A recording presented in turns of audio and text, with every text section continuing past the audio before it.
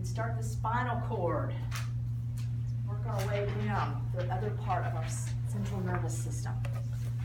Stupid joke. Pretzel going into the chiropractor's office, coming out straight. I don't know. Just a, you know, little light moment. All right, spinal cord. This from anatomy. Then it runs from the foramen magnum down to L1. That is the lumbar vertebrae, the first one. It ends and the vertebral column continues because of the way we develop embryologically. So this column continues to elongate after the spinal cord has finished growing. So that's why there is this space that continues. Then these processes that come off of the spinal cord, these are now nerves, not tracts, because now these are peripheral nervous system.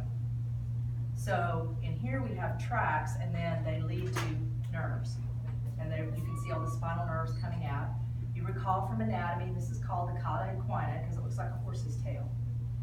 This explains why spinal taps to test cerebrospinal fluid and epidural anesthesia is put in at L4, between L4 and L5, not higher up, because we don't want the needle to accidentally hit the spinal cord and cause paralysis below.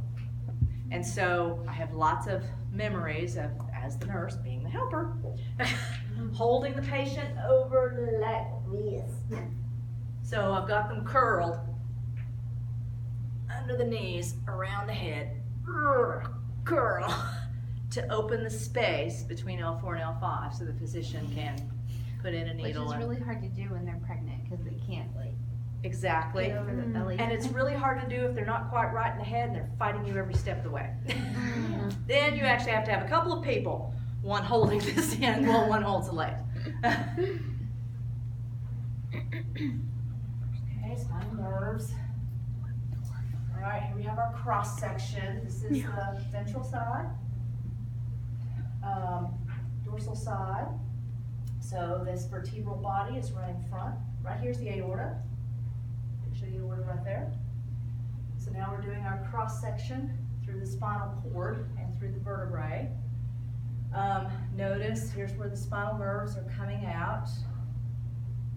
All right, there's the spinal cord itself. Now notice that it's reversed as far as gray and white. Your artist did brown and beige, but it's reversed as far as gray and white. The gray is now in the middle.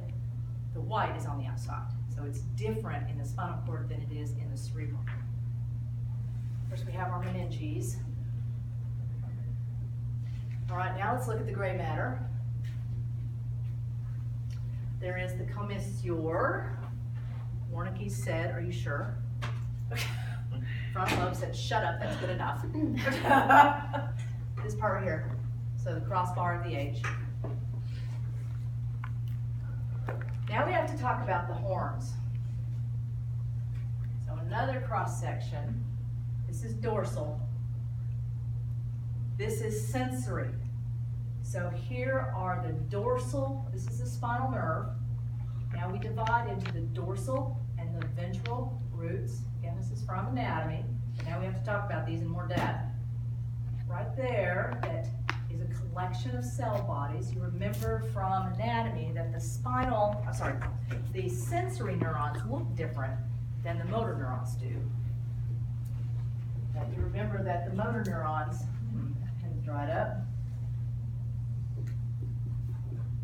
that they have a long axon process and they don't have much in the way of dendritic process. They have the little hairs coming off, but there's not a long process, versus the sensory neurons have the dendrites with a long process.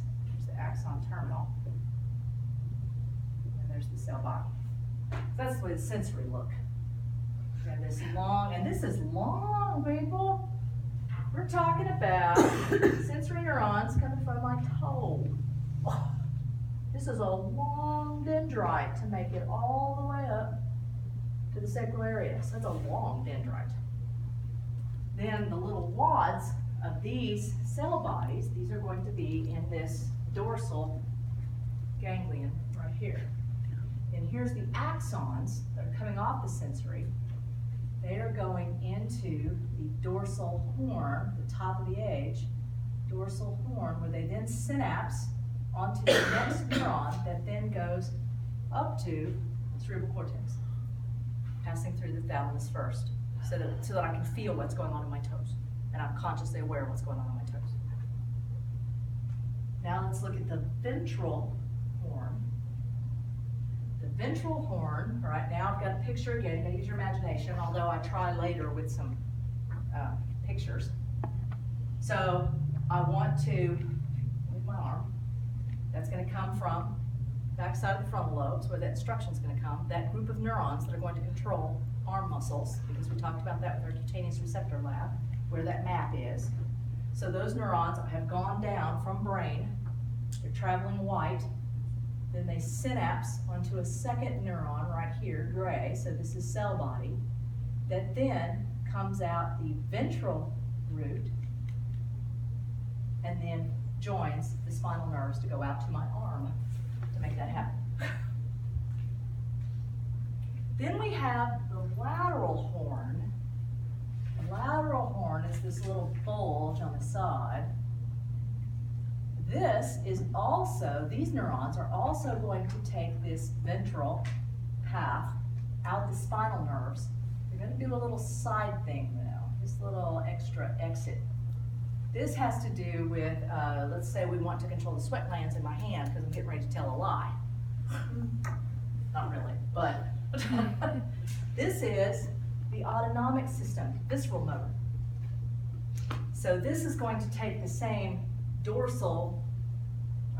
ventral root and the pathway of the spinal nerve with a little side exit and then back on and then out the spinal nerves.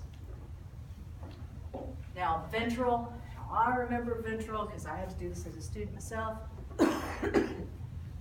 Ventral is motor, vroom, like a car. Now, I don't have a dorsal sensory little thing to help me remember. Does anyone? No, I just go with ventral, vroom, like a car, which is a motor.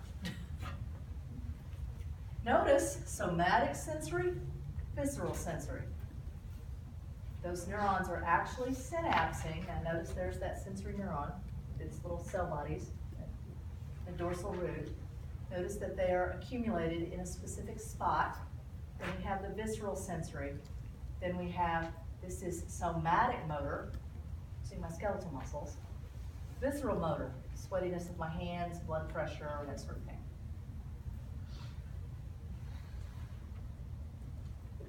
Any questions about gray matter?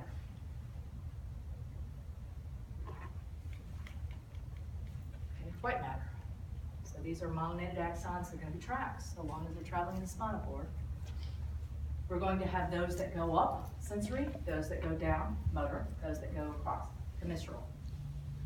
They're divided into 3 columns, pediculi, posterior, lateral, anterior. There are many axon bundles that have a similar function. So all of the axons that are springing information from my left leg are all grouped together as they go up the spinal cord. They're not just willy-nilly anywhere in the spinal cord. They're actually in a little cluster. So they're going up together. And then we have a way to understand which ones are motor, which ones are sensory. So if it's sensory, it starts with spino because it has synapsed in the spinal cord. So it starts with the word spino, and then it ends with whatever part of the brain it ends in. So the anterior spinothalamic tract, spino means it's sensory, thalamic, it's going to end in the thalamus. Anterior means it's anterior, running up the front of the spinal cord. All right, let's look at this one. All right, is that sensory or motor? Sensory, how do you know? Spino. Where is it going to end? In the cerebellum. And it's running up the back. All right, now then, descending starts with wherever it began in the brain and ends with the word spinal, because that's where it synapses, is in the spinal cord.